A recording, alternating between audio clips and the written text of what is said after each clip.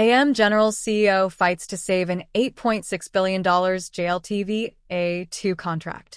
The CEO of AM General stepped into a rapidly widening political fight on June 26, publishing a public statement defending his company's handling of the JLTV A2 program as Congress moved to slash funding.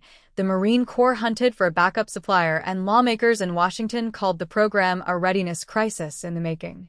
John Chadbourne, president and CEO of AM General, issued the statement from the company's South Bend, Indiana headquarters as the House Appropriations Defense Subcommittee was preparing to cut $133 million from the Marine Corps' proposed $245 million JLTV A2 procurement budget for fiscal year 2027.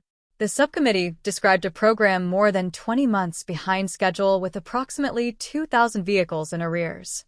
The Marine Corps had already paused new JLTV A2 procurement in its fiscal year 2026 budget to allow AM General time to clear its delivery backlog, a concession that itself signaled the depth of the problem.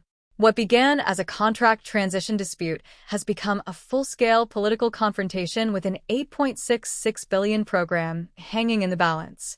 The JLTV is the vehicle the U.S. Army and Marine Corps have been buying to replace the aging Humvee, the iconic but increasingly vulnerable light tactical truck that served through Desert Storm, Iraq, and Afghanistan before the realities of improvised explosive devices made clear it was never designed for the threat environment it kept being sent into. The JLTV weighs roughly 6,350 kilograms, 14,000 pounds, nearly twice a Humvee's curb weight, yet manages a top speed exceeding 160 km/h 100 miles per hour and 70% better off-road mobility than the vehicle it replaces, thanks to an intelligent independent suspension system and a blast-deflecting shaped hull design from the outset to resist the kind of roadside bombs that cost so many lives in Iraq. It is a heavily armored truck that moves like a capable off-road vehicle and protects its crew like something far heavier. The original JLTV production contract went to Oshkosh Defense in August 2015, valued at $6.75 billion, and produced more than 24,000 vehicles before the Army put the contract back out for competition in 2023. AM General won that recompete in February of that year, beating Oshkosh with what the Army described as the best overall value determination, earning a 5-year contract with 5 one-year options covering up to 20,682 vehicles and up to 9,883 trailers at a total ceiling of $8.66 billion.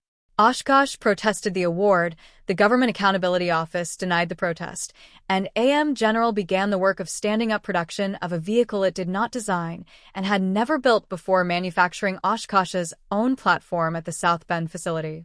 That transition proved far harder than anticipated. Transitions of major defense production programs from one manufacturer to another are inherently complex, Chadbourne wrote. The JLTV A2 transition proved especially challenging due to the unforeseen condition of the technical baseline we inherited, the engineering effort required to mature the design for production, and supplier transition issues encountered during execution. Since contract award, AM General processed more than 2,100 supplier change requests, corrected deficiencies in the inherited technical baseline, addressed component obsolescence, and qualified entirely new suppliers while simultaneously making significant investments to build a stable production capability.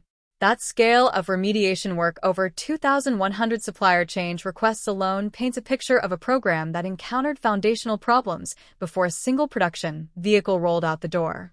The A2 variant is not simply a rebadged version of the Oshkosh-built A1.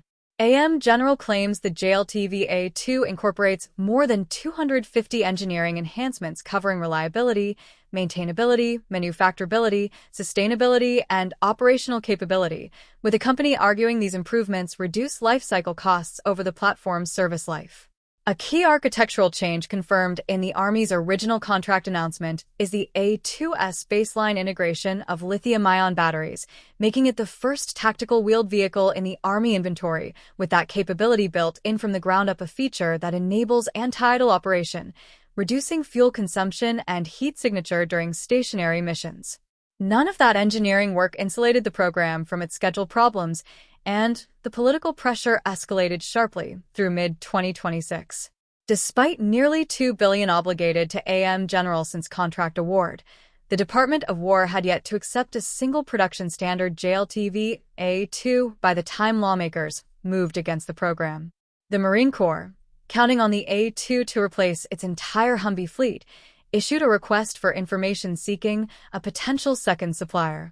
Oshkosh Defense moved quickly to position itself as the only company capable of filling that gap on the timeline the Marines needed, pointing to its history of producing more than 24,000 A1 vehicles and its experience surging production on prior programs. The original designer of the platform, having lost the recompete 3 years earlier, was now arguing the Army had made a mistake it could not afford. AM General described its approach as a parallel path strategy, simultaneously ramping production while supporting the government's ongoing test and evaluation program through the remainder of 2026. The company expects to reach full production in 2027 and describes demand as strong, with a funded backlog of $2 billion across Army, Marine Corps, and international customers. Every transmission we deliver contributes to the dependability and availability of the platforms that our warfighters depend on around the world, Chadbourne wrote, framing the delays as the cost of doing the transition correctly rather than quickly. The broader fight that makes this dispute particularly consequential is the Army's own evolving posture on the program. As part of its 2025 transformation initiative, the Army signaled it intended to stop buying JLTVs entirely, categorizing the platform alongside other systems it considered no longer suited to the force structure it wanted to build. Congressional appropriators pushed back hard, including $345 million for continued Army procurement in the final fiscal year 2026 defense spending bill, nearly $300 million above what the Army had requested. The Army has since clarified it does not plan to divest the JLTVs already in its fleet, but the procurement picture remains unsettled, shifting even more weight onto Marine Corps demand to justify the industrial base AM General built in South Bend. The statement Chadbourne published is, at its core, a CEO arguing that his company inherited a broken technical baseline, did the work to fix it, and deserves the chance to see the production ramp through rather than having the contract restructured or redirected before full-rate production begins in early 2027. Whether that argument lands with the lawmakers who control the funding, or with a Marine Corps that measures readiness by vehicles available today rather than promises about next year, will determine whether AM General holds the contract it won or watches Oshkosh Defense walk back into a program it never wanted to leave.